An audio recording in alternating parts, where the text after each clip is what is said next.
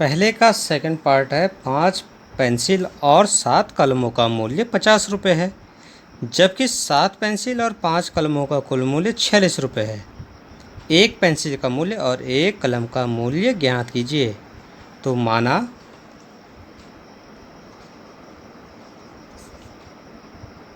एक पेंसिल का मूल्य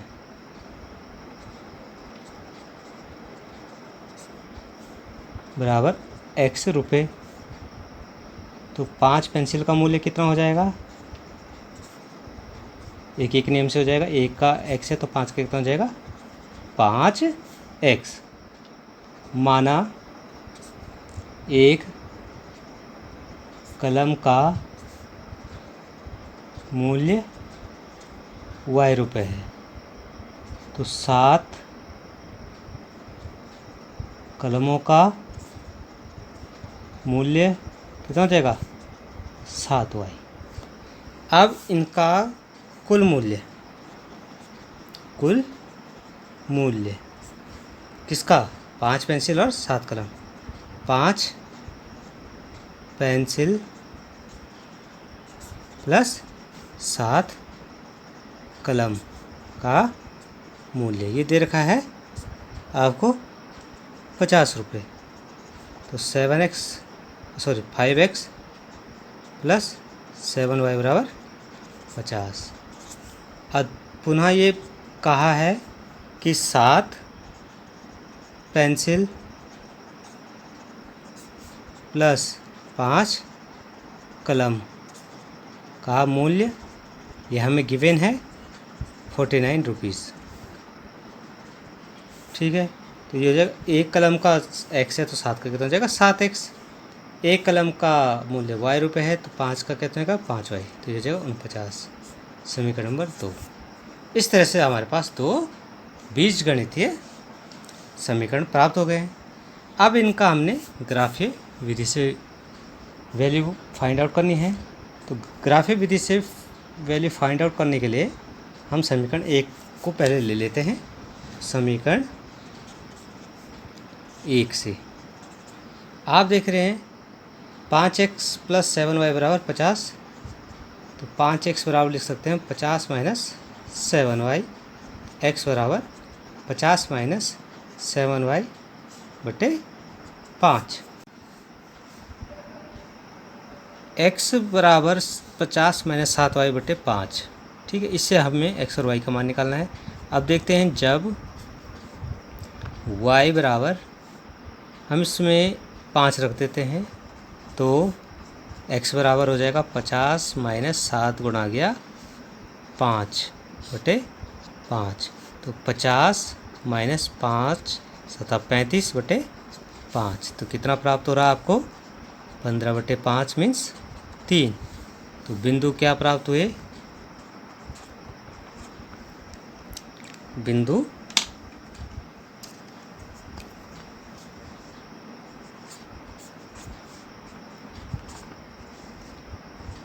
3,5।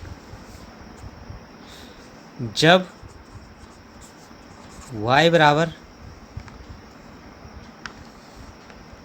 इसमें 5 तो हमने रख दिया है, ठीक है, 0 रख देते हैं तो x बराबर 50 माइनस 7 गुणा के 0 बटे 5, तो ये हो जाएगा 50 बटे 5 बराबर 10। तो बिंदु क्या आपके पास प्राप्त हो गए?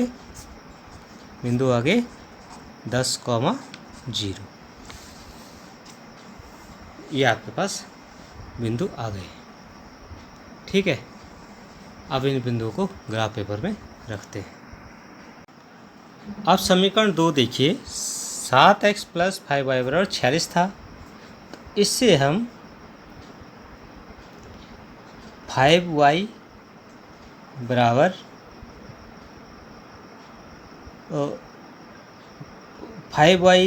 7x प्लस 5y बराबर 46 है। इसमें हम 7x बराबर लिख देते हैं 46 माइनस 5y, तो इससे x का मान कितना आ जाएगा? 46 माइनस 5y/7। अब इस समीकरण से हम x और y दोनों के मान निकालेंगे। जब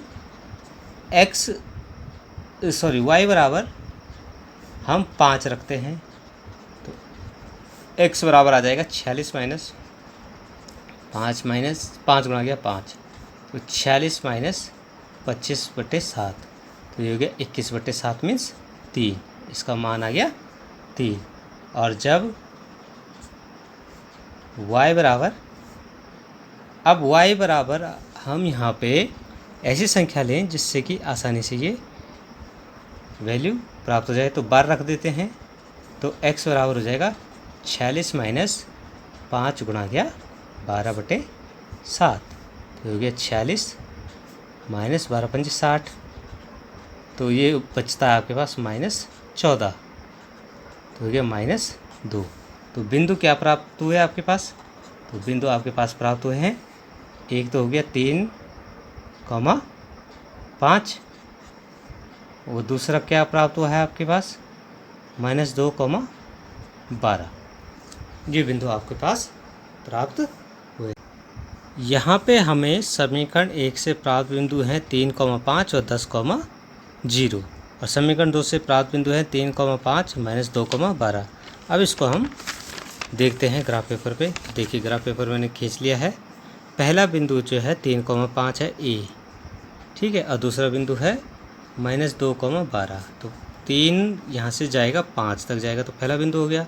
दूसरा बिंदु 2 वाला है, -2 से जाएगा कहाँ तक जाएगा? 12 तक। यहाँ पे 12 है तो 12 तक जाएगा, तो ये बिंदु, इन दोनों रेखाओं को हमने मिला दिया ए बी, ठीक है। अब बिंदु 2 से प्राप्त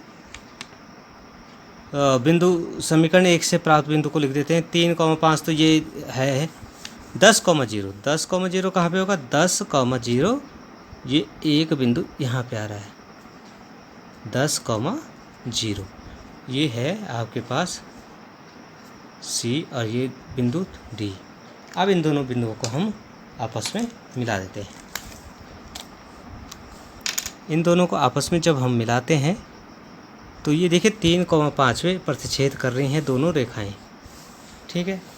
तो 3,5 पे ये प्रतिच्छेद कर रही हैं, तो इसका मतलब इसका जो अभिष्ट हल है 3,5 है। तो हम यहाँ पे लिख सकते हैं